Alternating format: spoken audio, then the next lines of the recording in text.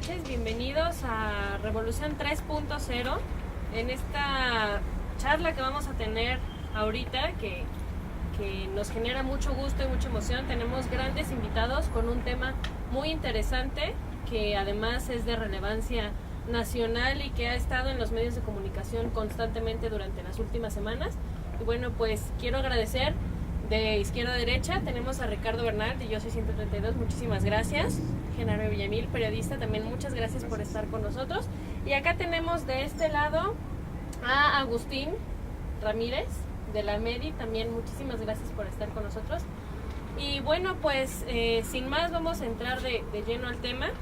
Y en esta primera ronda lo que vamos a hacer ahorita es, quisiera que fijaran una breve postura en qué parte se encuentran ustedes con respecto a la iniciativa que ya fue aprobada en la Cámara de Diputados, que ahorita se encuentra en trámite ya para iniciar su aprobación en el Senado.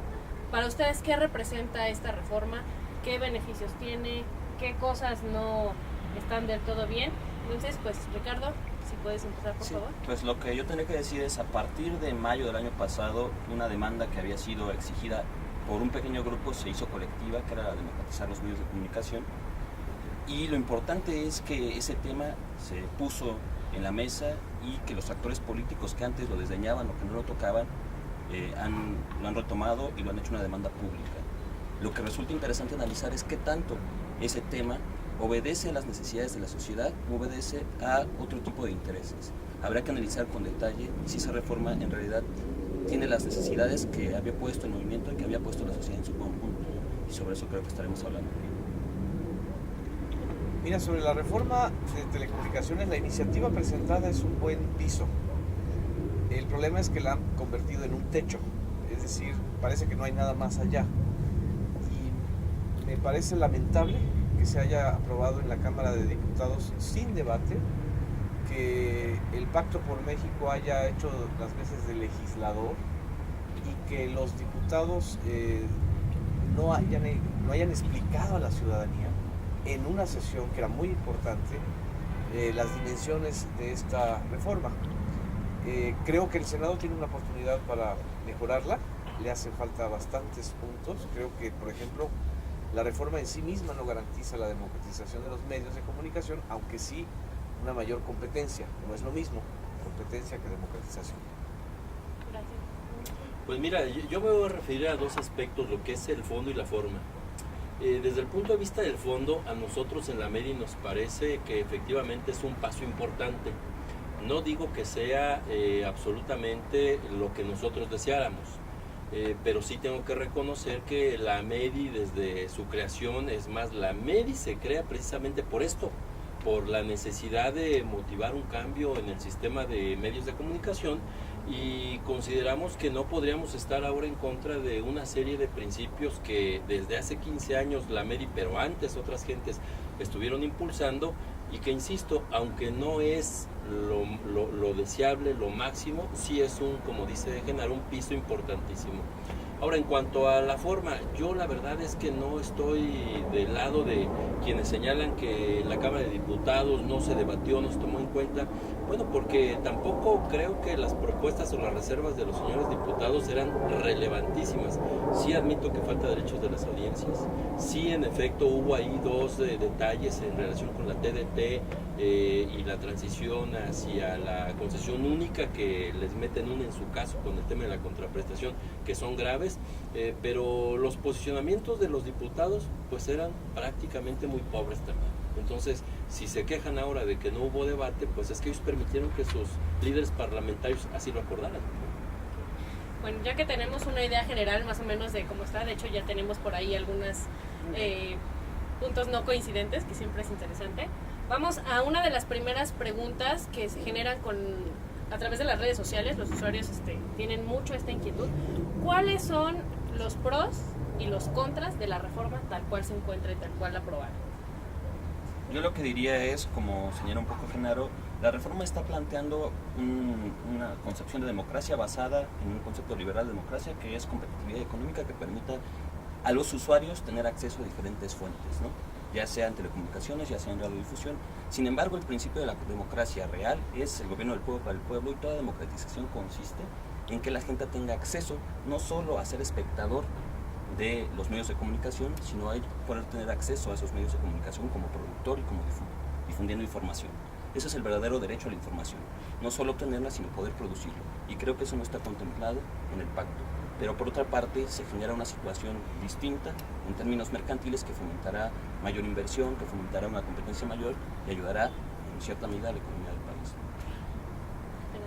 Mira, yo creo que uno de los principales pros es que la mezcla es una reforma constitucional, es decir, es una gran reforma que pues prácticamente modifica de fondo 5 artículos constitucionales, 2 de ellos que tienen que ver con el régimen de libertad de expresión y derecho a la información, que es el 6º y el 7º, y los otros 2 importantes o ejes de esta reforma es el 27 y el 28, que son artículos que regulan, digamos, las concesiones del Estado mexicano. El primer pro es que vinculan lo que antes estaba separado y que ya las nuevas tecnologías que todos los ciudadanos utilizamos pues son vinculantes y convergentes.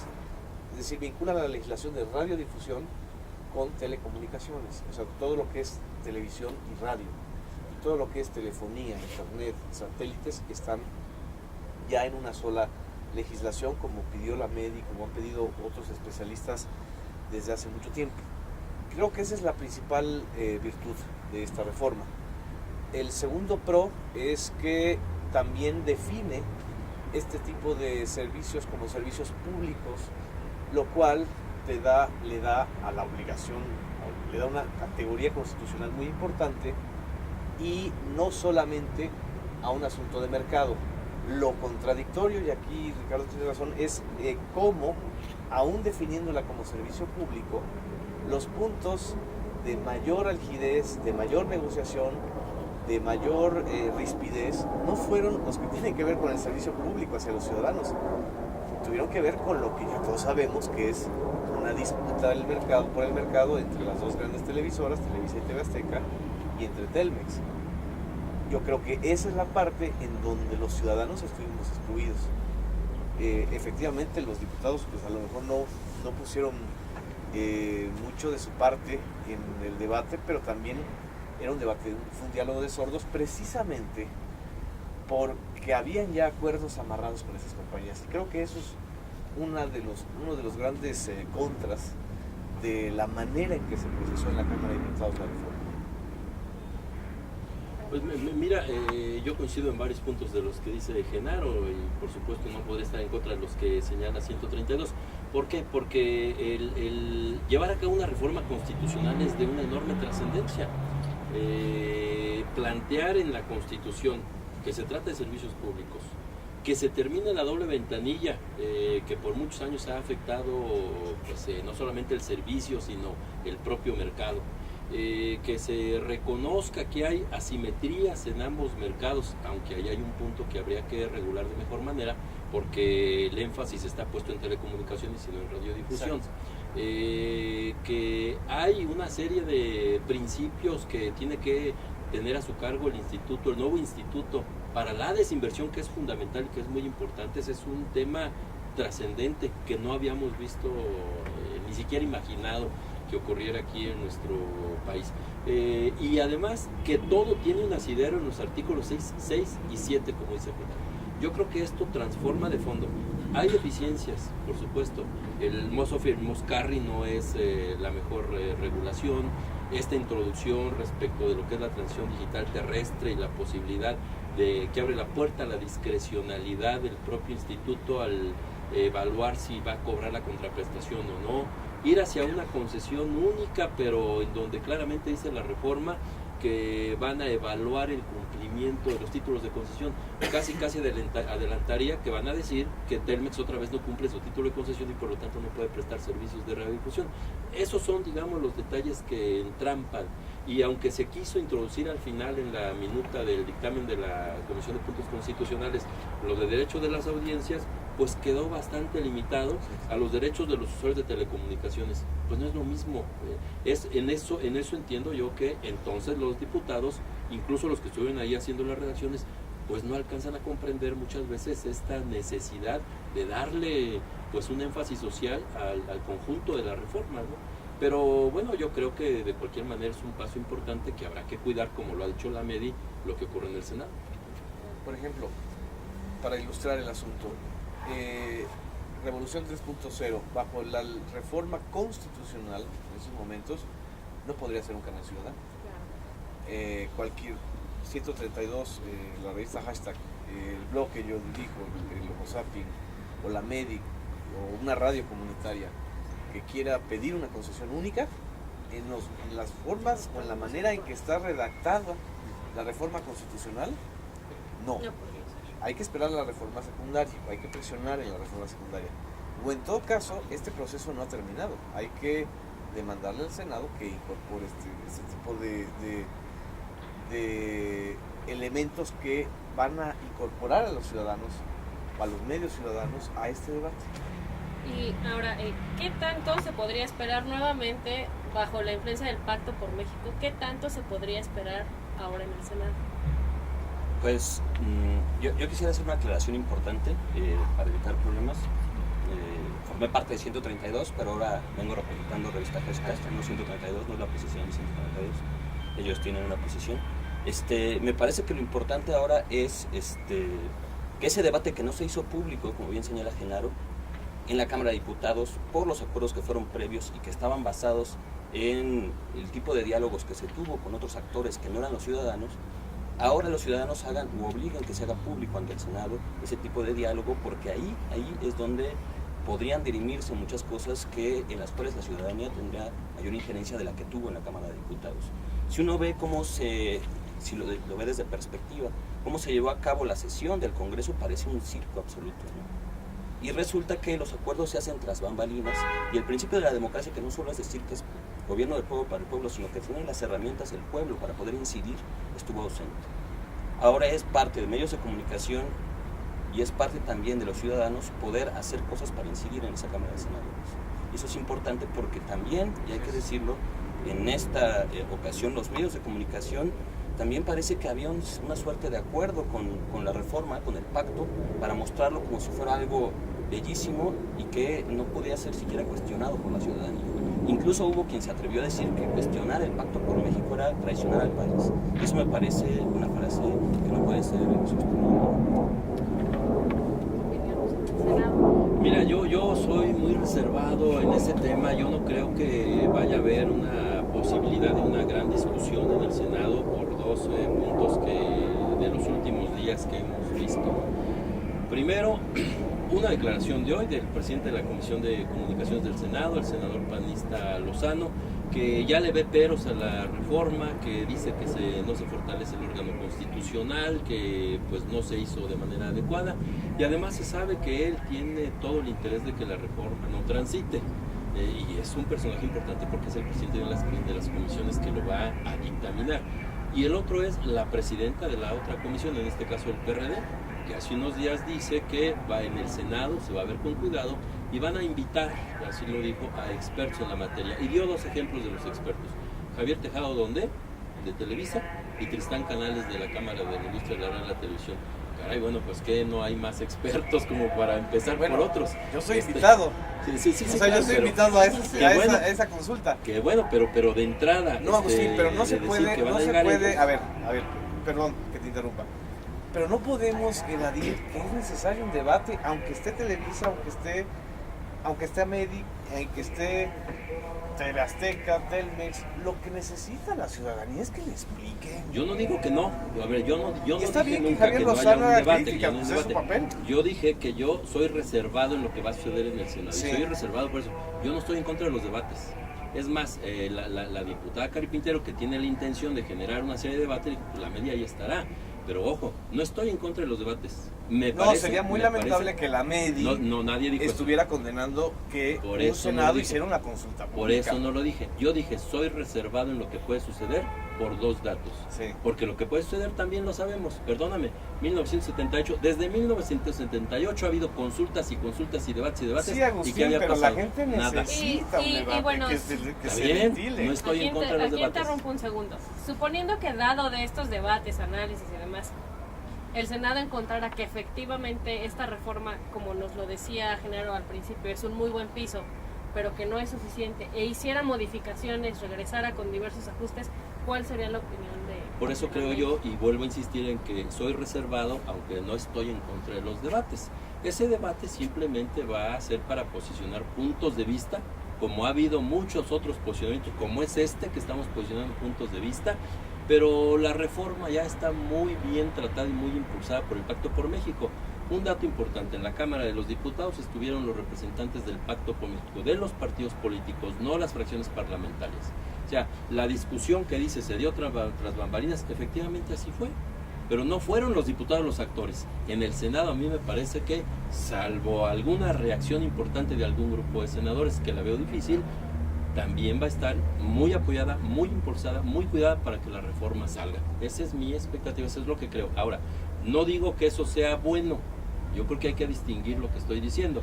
Los debates no me parecen inadecuados, tengo mis reservas con lo que puede pasar en el Senado, pero por supuesto estoy a favor de que se corrijan algunas cosas que no están debidamente atendidas en la Cámara de Diputados. Son tres cosas distintas que no me llevan a una sola conclusión, ¿no? Sobre estas cosas que se tienen que atender, hay una preocupación constante de tanto ciudadanía como de medios alternos, como de especialistas jurídicos, en el tema sobre la inversión extranjera que se amplía 100% en telecomunicaciones, 49% en radiodifusión. En este sentido, ¿cuáles son sus posturas? ¿La ven bien como está? ¿Creen que es un error? ¿Creen que, como se ha afirmado, el Estado pierde sus facultades soberanas sobre el espectro del poder eléctrico, permitiendo la inversión extranjera sin supervisión y que quede completamente a elección de este instituto que se va a crear? Mira, este es uno de los asuntos que hizo falta debatir justamente en la Cámara de Diputados, porque la apertura al 100% en telecomunicaciones, incluyendo satélites, implica, hasta donde me han dicho, yo no soy constitucionalista, una contradicción constitucional. El propio artículo 28 constitucional reserva los satélites como un asunto de seguridad nacional. Entonces, yo creo que hizo falta debatir eso, justamente eso. La apertura del 100% en telefonía, pues los agentes dominantes han dicho que, o el agente dominante en este caso, Telmex, Telcel y bueno, Telefónica, que es la segunda compañía en México y que es española, Movistar, pues que están de acuerdo.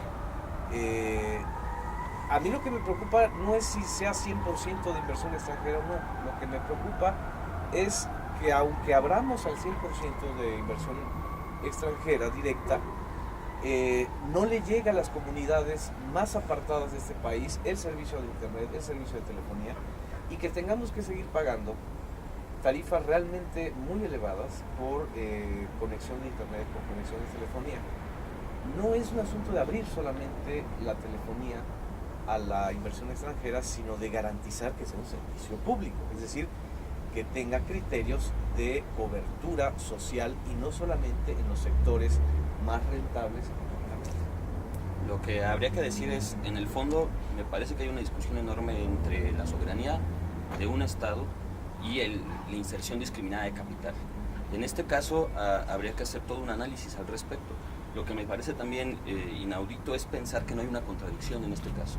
De una u otra manera tendrá que resolverse y el Estado tendrá que fungir de cierta forma para evitar que esa contradicción se dé, pero inevitablemente el capital extranjero y la soberanía en algún punto pueden tener una contradicción y habría que establecer los mecanismos que eviten esa contradicción. Posible, este mismo hecho podría, se ha comentado inclusive, sujetar la posible ley, ya cuando se haya aprobado en el Senado, a una acción de inconstitucionalidad. Pues yo la veo difícil porque es el poder reformador el que lo está señalando. Ahora, no creo que el Estado renuncie o sea incapaz de mantener la rectoría económica.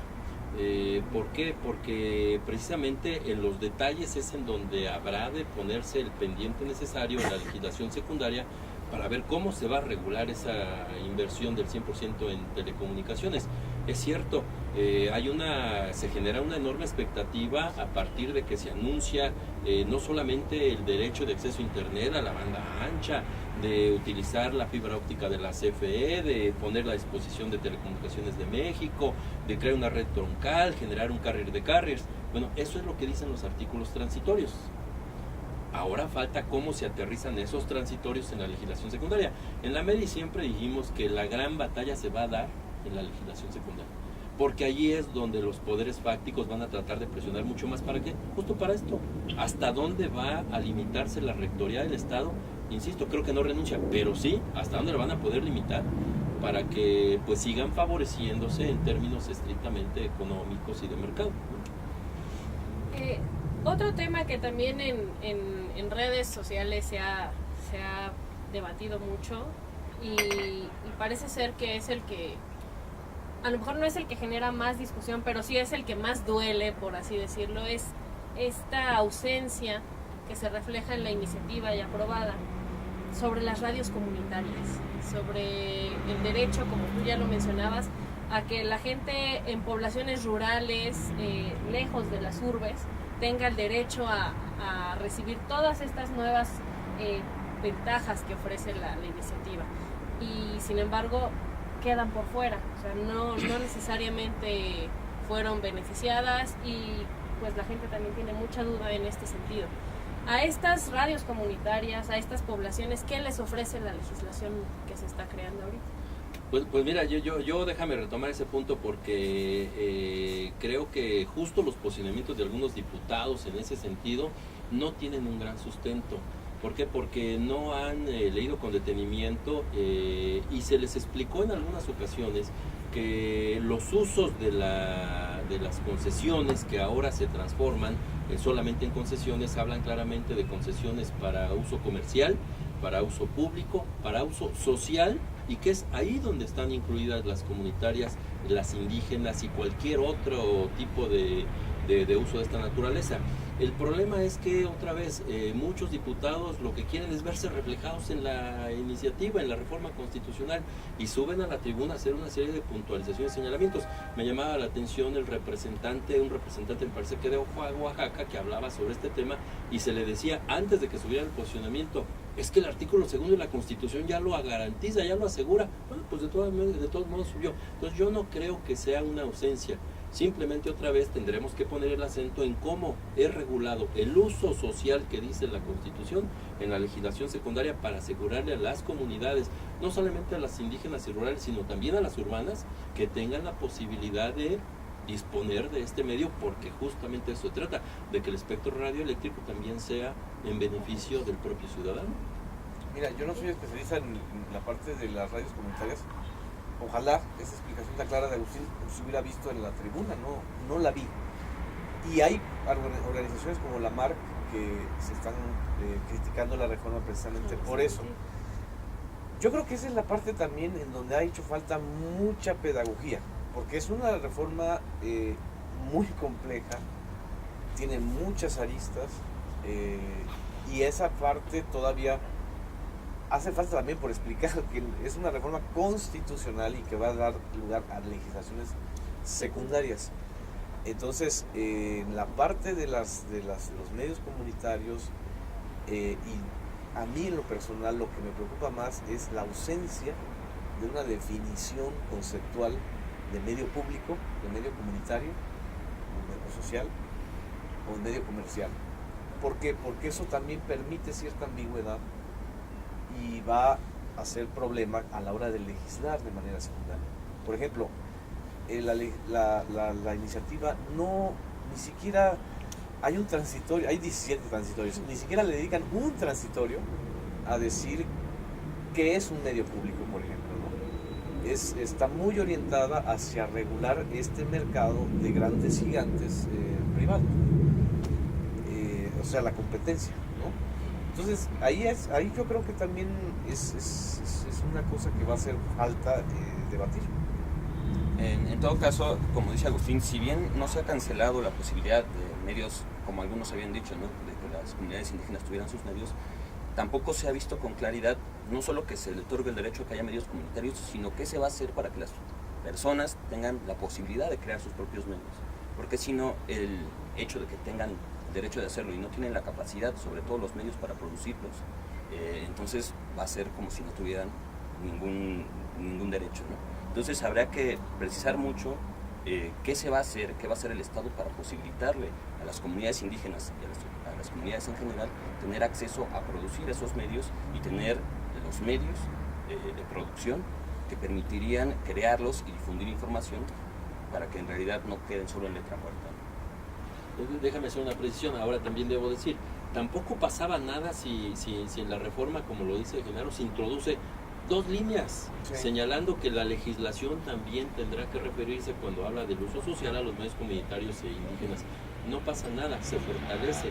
Y claro, esta suspicacia de que algo esconden es precisamente porque nos han acostumbrado a que siempre nos esconden cosas, ¿no? Entonces, nada pasa. Sí, claro. Y como dices, ¿no? O sea, incluso facilitaría la legislación sí, secundaria. Sí, porque, mira, es que se pasan. La reforma del 28 es impresionante. Y el transitorio del Moscarril es impresionante. O sea, parece un contrato. Parece que estás leyendo no un artículo constitucional, sino un contrato. Jurídica es horrible. No, es que además hasta es tan chistoso, por no poner ahí la palabra Telmex, o por no poner la palabra Dish, o por no poner la palabra Televisa, Sky, le dan un retruécano a las cosas. Entonces son párrafos enormes. ¿Por qué si le dan esos párrafos al sector privado, no se hace lo mismo con derecho a las audiencias? Era una frase, el Estado garantizará el derecho a las audiencias, no la quitaron. Radios comunitarias o medios comunitarios no se quitaron, porque están subyúdice, como dicen los juristas, en el concepto de concesiones. Bueno, ¿por qué no hicieron lo mismo con todo este asunto del debate del mercado? Lo cual me lleva a pensar que efectivamente hay un 80% más preocupado por regular la competencia del mercado y un 20% nada más por abrir a la sociedad la democratización. Ahora, otro aspecto de la reforma, y esta sí es una duda constante que surge entre la gente en las discusiones. Las 2 nuevas cadenas de televisión que se van a licitar una vez que esta ley sea aprobada, ¿realmente permitiría decir que hay una democratización de medios, o solamente se abre el espectro de la competencia? Yo digo que 2 nuevas cadenas en realidad no es democratizar los medios de comunicación. Pongo el ejemplo por ejemplo, de Estados Unidos, ¿no? Habiendo, creo que 4 cadenas comerciales, cuando fue el atentado, la intervención de Estados Unidos a Irak, el 80% de los medios de comunicación sacaron la información de Bush como si fuera cierta, diciendo que Saddam Hussein tenía armas de destrucción masiva, ¿no? Los 4 medios de comunicación importantes de Estados Unidos. Y toda la información, esto es sorprendente, que permitió que Michael Moore hiciera Fahrenheit 911, no era información que estuviera escondida ni nada por el estilo, sino era información pública que ninguno de esos medios quiso sacar. El hecho de que haya más medios empresariales e industriales fuertes no es para nada una garantía de que la información va a ser mejor, de que la calidad de los contenidos de la televisión va a ser mejor, en el sentido de que van a tener mayor posibilidades de tener una información oportuna, una información distinta de la ciudadanía, y tampoco es una garantía de que habrá mayor pluralidad de voces en el sentido real del término.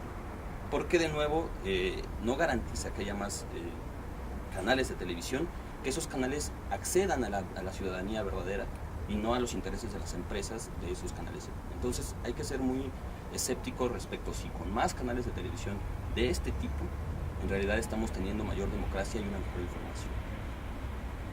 Pues mira, habrá seguramente una mayor oferta audiovisual, eso que ni que digo, pues de 2 a 4, pues aumenta la oferta.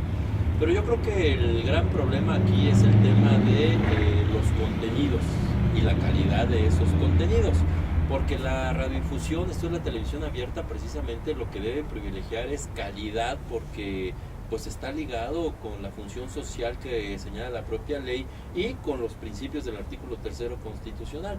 Y esto está limitado por la producción de contenidos. La ley, la propuesta, la reforma también es muy pobre, por ejemplo, en el tema de la producción independiente, que eso se estuvo insistiendo en que pues hubiera una introducción ahí de un porcentaje importante para que los medios audiovisuales transmitieran, porque en este momento las televisoras pues prácticamente construyen y producen lo propio para darle una salida, pero es muy pobre. Entonces, insisto, pues habrá más oferta, que habrá más calidad, quién sabe.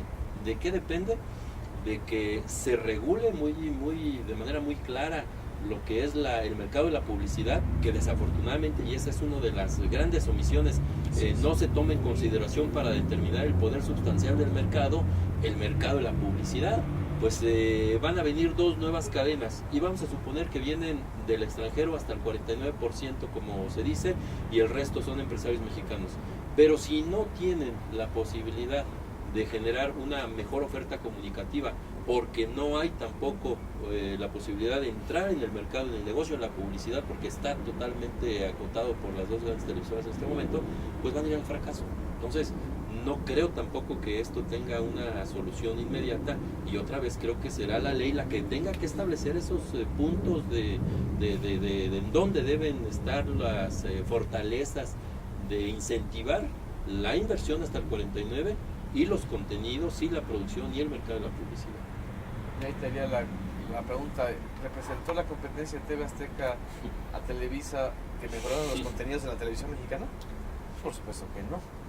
Es decir, el problema no... Qué bueno que va a haber competencia, porque además durante 10 años Televisa y TV Azteca ahí sí actuaron como un cártel ante la posibilidad de cualquier otra tercera o cuarta cadena.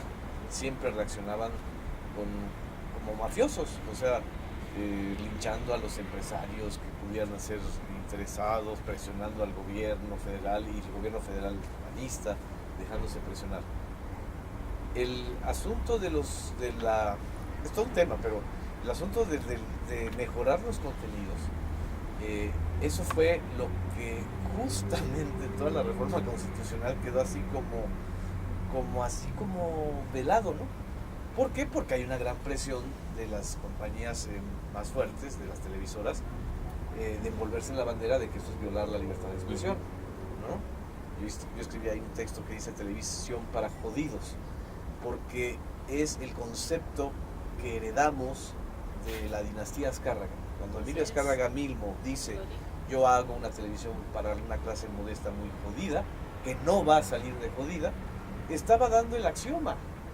Y Ricardo Salinas Pliego creo que hace una televisión muy jodida para lo mismo, ¿no? Y entonces, si nos van a venir a 4 empresarios, amigos de Peña Nieto, a hacer un negocio en la televisión, asociados con productoras extranjeras, con el mismo patrón de contenidos, y viene Slim y nos va a recetar sus canales, la vida y que todo es territorio Telcel, pues ¿para qué demonios queremos más canales si no va a haber punto de vista alterno? Lo que dice Ricardo es muy importante, o sea, los monopolios económicos al fracturarse en medios de comunicación no garantizan el fin del monopolio de la opinión pública.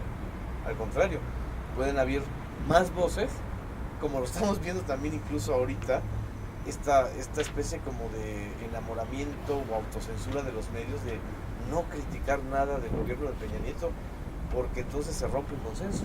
Eso es muy peligroso, ¿no? Porque entonces puedes generar una especie de autoengaño colectivo.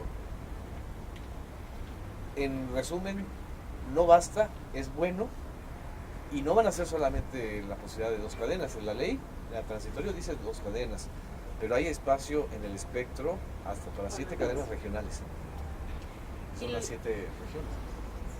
¿Y los posibles inversionistas tienen por ahí alguna idea de quiénes podrían ser? Se ha mencionado mucho a a Olegario Vázquez.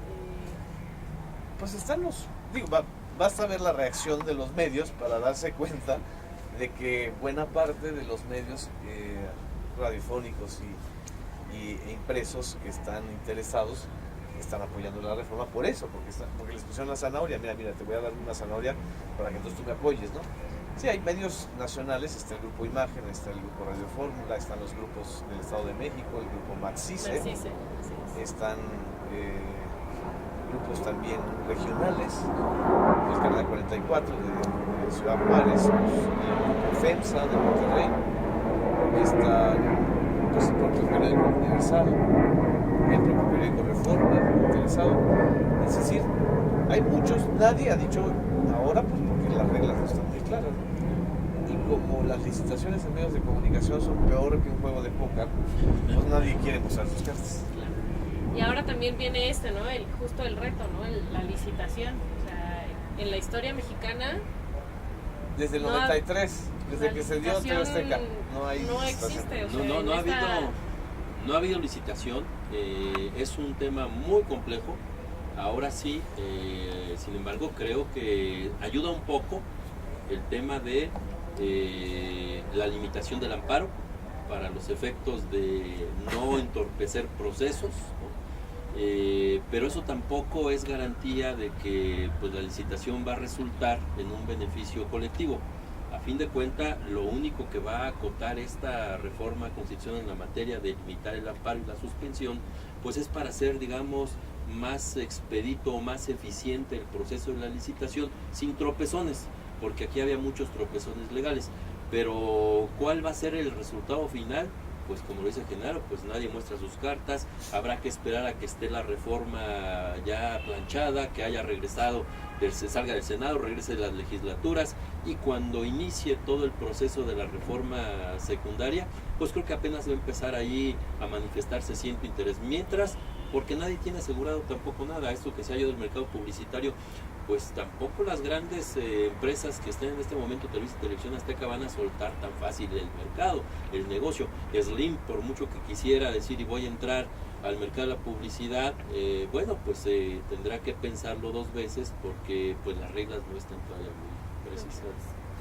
En este punto nada más para agregar, hubo un cambio en el transitorio, de los cambios de última hora sí hubo un cambio justamente en el tema de las licitaciones. En los transitorios se decía que después de aprobada la reforma o entrada en vigor, pasaban 120 días para que se licitara la segunda y tercera cadena, y se amplió el plazo a 180 días, es decir, a 6 meses. En la medida que más rápido esté el decreto de aprobación de la reforma, en esa medida van a hacerse las licitaciones. Yo creo que aquí va a haber un juego de tiempos muy claros. ¿Qué sucedió? Que en medio de la reforma y de la discusión de la reforma, Slim compra los derechos de transmisión de las Olimpiadas y les pinta un violín fotográfico, diciéndoles, ya ven, lo importante no es tener cadenas, sino la distribución. Ojo, ese es un tema que también está ignorado en la reforma constitucional. Yo creo que debe estar ignorado en la reforma constitucional porque no es un tema constitucional, pero esa es una de las claves justamente del nuevo modelo mediático que vivimos. No basta tener cadenas si los canales de distribución de contenidos y de publicidad son dominados por los mismos. Claro. Una última pregunta que surge sobre el tema es la figura del ejecutivo vinculante. ¿Tiene alguna opinión sobre ella? Que la habían cambiado, ¿no? Que no En principio, efectivamente, se sabe que hubo mucha presión para que el Ejecutivo tuviera esa opinión no vinculante, que así lo decía secas, opinión no vinculante, que jurídicamente pues es intachable, pues si es no vinculante, pues no le hago caso y punto. Pero en un país como este, en donde, como decía Rey Ceroles, la forma es fondo, pues un documento del presidente de la República que no esté de acuerdo con un proceso, en un esquema de transición constitucional, en donde el nuevo órgano pues apenas se va constituyendo, me parece que tendría un significado metajurídico importantísimo. se transforma. Yo creo que la transformación es buena, la modificación que se hizo en Comisión de Puntos Constitucionales, porque dice, es del secretario de Comunicaciones y Transportes, es una opinión en el sentido técnico, no se mete a otra cuestión, y tiene 45 días para remitir. Lo ideal es que no la hubiera, porque tampoco, se demerita de entrada la figura de la autonomía. Pues como si es un órgano autónomo va a admitir que alguien le opine formalmente, pues eso contradice la esencia de este tipo de organismos. Pero bueno, finalmente ojalá que este órgano que se construya, ya disminuida la gran discrecionalidad del presidente de la República para nombrar a los comisionados, tenga la capacidad de sortear adecuadamente una opinión no vinculante que se refiera a aspectos técnicos y que pues simplemente la tome nota, como hoy Cofetel toma nota de algunas cosas, y la ponga a un lado. Sí, justamente que la habían transformado y parece ser innecesaria, ¿no? Sobre todo si es un órgano autónomo, pero bueno, al parecer es mejor que sea del secretario de la rama del Ejecutivo. Claro. Y sobre la función, la última parte, el Instituto Federal de Telecomunicaciones, un organismo autónomo que podría funcionar tal vez, obviamente con diferentes funciones y organización que el Instituto Federal Electoral o que el IFAI, pero que ha tenido fallas, ¿no? en algunas áreas muy importantes. ¿Qué tanto se puede esperar de este instituto, que ahora es el responsable de la idea de un organismo autónomo? Es una idea de la MEDI, por ejemplo, y de los que han estado en derecho a la información desde hace tiempo reclamando. Es un buen avance. Yo le pongo peros a la configuración de IFETEL, porque no me imagino un organismo en donde los 7 comisionados sean especialistas en derecho a la información, en publicidad integrada, en espectro radioeléctrico, en satélites, en telecomunicaciones. Van a ser unos superhombres, ¿eh? Sí, en licitaciones, en Moscar, en Mosofer, en la desagregación del último bucle, por ejemplo. Nadie sabemos qué es, pero ellos deben saberlo. Es decir, hay demasiada carga constitucional en un organismo que está definido como técnico y que va a tener la regulación de la radio y la televisión y la regulación de las telecomunicaciones. Entonces yo creo que ahí la legislación secundaria va a tener que ser muy específica. Me preocupa que tal como está redactado en la Constitución, no hay un contrapeso al IFETEL. No contrapeso en el sentido político, que eso es muy sano que se haya quitado esa presión del Ejecutivo, de la opinión no vinculante, sino un contrapeso a una decisión, porque ya se quitó también la posibilidad de que haya una suspensión al amparo, una decisión del IFETEL. Entonces imagínate una decisión de un organismo de ese calibre y nuevo, que no puede hacer materia de amparo. Son los dos filones de este asunto. Es decir, ojalá y no devenga en un Frankenstein, ¿no? Sino que realmente sea un organismo que le garantice y le explique a la ciudadanía hacia dónde podemos ir con esta reforma. Una cosa es la concepción del organismo autónomo y otra cosa es su funcionamiento. Entonces, por supuesto que en sí mismo la idea de un organismo autónomo parece ser bastante buena, pero de nuevo hay que ver cómo funciona y cómo se establecen los mecanismos para que funcione de manera adecuada. Hay casos en México también de que organismos autónomos no funcionan como la ciudadanía esperaría que funcionaran. Entonces, por sí mismo no se puede fetichizar ni pensar que vendrá a solucionar todo, pero ahí también es papel de la ciudadanía la exigencia de criterios claros para que ellos puedan entender esta cosa que parece un galimatías y poder incidir de una manera en presionar políticamente para que esto cumpla con las necesidades ciudadanas, ¿no? Pero por sí mismo no es una panacea. Pues mira, el derecho es ficción jurídica y para generar ficciones jurídicas hay que tener mucha creatividad. Lo que sí creo es que quienes idearon esta forma no ortodoxa de designación de los comisionados, pues tuvieron en mente justamente la amplia discrecionalidad que en estos momentos tiene el presidente de la República para nombrar, o en el esquema que se empezó a ensayar con el IFAI de colaboración de poderes y decir el presidente propone y si los otros no objetan, pues entonces ya pasó. Para disminuir esa posibilidad y para que los partidos no se apropien de esas designaciones, porque estaba y pesaba esa posibilidad de que fueran las fracciones parlamentarias las que propusieran. Entonces se diseña este mecanismo de primero un comité de evaluación, que ahí, ¿por qué se decidió que fuera Banco de México, INEGI y el Instituto? La explicación que dan quienes lo diseñaron es simple y sencillamente porque se trata de organismos constitucionales autónomos, que no van a participar de ninguna manera en la cuestión técnica, ellos solamente procesan el nombramiento, lanzan una convocatoria, se inscribe el que quiera, así parece ser que va a ser, esos hombres todopoderosos se van a inscribir, les van a hacer una evaluación, que creo que es la primera ocasión en que se prevé que un funcionario de este nivel tenga una evaluación escrita o entrevista, no sé cómo vaya a ser, respecto de los conocimientos técnicos sobre el tema de relación de telecomunicaciones, y después se transita a una serie de listas que se mandan al Ejecutivo. El Ejecutivo escoge de esas listas, que tienen que ser al menos 3 y máximo 5, y ahí es donde se piensa que se disminuye la discrecionalidad del presidente. El presidente ya no va a decir, pues como ocurrió con Moni de Son. ¿Por qué Moni de Son es presidente de la COFETEL? Porque era coordinador de asesores del secretario, el secretario lo impuso y no hay problema. Entonces este mecanismo, digamos, tan no ortodoxo, pues a lo mejor funciona en esa parte de disminuir esa discrecionalidad, pero híjole, habrá que ver quién cumple ciertos perfiles o cómo la ley secundaria determina los perfiles necesarios, y después cómo las instituciones de educación superior, porque se dice que son los que van a hacer el examen para evaluar a los candidatos, cómo va a funcionar. Entonces, insisto que todo es ficción jurídica, se necesita creatividad y van a necesitar mucha creatividad para construir el escenario legal en la ley secundaria de cómo se va a procesar en cada una de estas instancias la designación de los comisionados. Bueno, pues también el tiempo en internet también existe. Y los tamales oaxaqueños. Y los tamales oaxaqueños. Que es el mejor medio de comunicación en la Ciudad de México. Una última opinión, algo que quieran agregar a lo que ya discutimos, algo que sientan que faltó.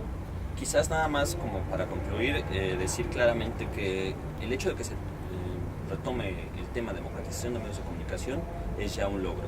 No es la caída del muro de Berlín, pero es un logro importante.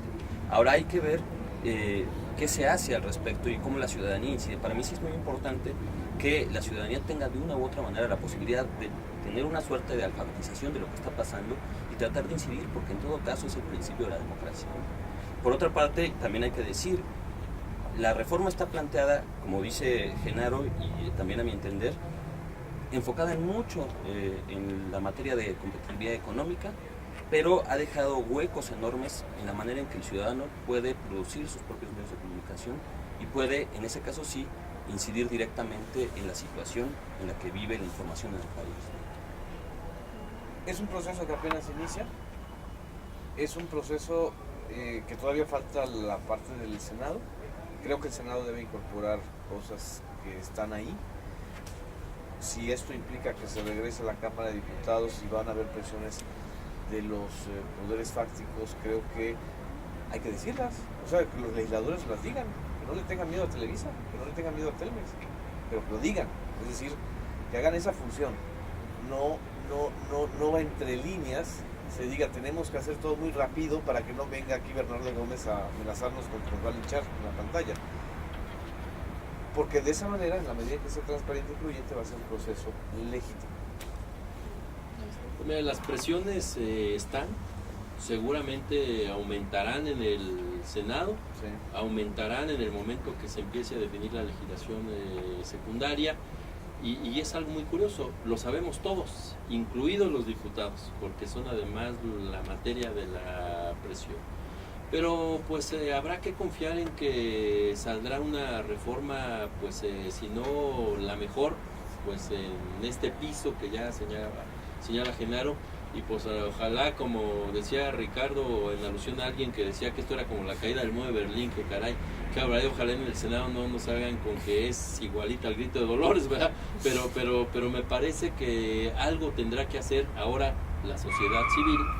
creo que nos corresponde, y en eso la media está muy puesta, en estar al pendiente de esos legisladores que pretendan obstruirla, que se hagan los que no hay presión alguna y esto es producto de la deliberación y de la democracia, porque si no lo hacemos la sociedad civil, pues entonces esto está encaminado a que sean las cúpulas las que decidan por nosotros, y eso pues en una materia como esta, que es derecho a la información, libertad de expresión, pues es inadmisible. Bueno, pues muchísimas gracias a los tres, Agustín, Ricardo, Genaro, gracias de verdad por estar aquí. Bueno, también a quienes nos estuvieron viendo, muchísimas gracias. Y bueno, esto es Revolución 3.0, esperamos que este tema que, como ya nos explicaron, todavía tiene un largo camino por recorrer, pues sea de interés y bueno, que justamente este esfuerzo sirva también para ayudar a la apertura de la información y que llegue a más gente, más lejos. Y bueno, pues muchísimas gracias. Gracias. A ustedes.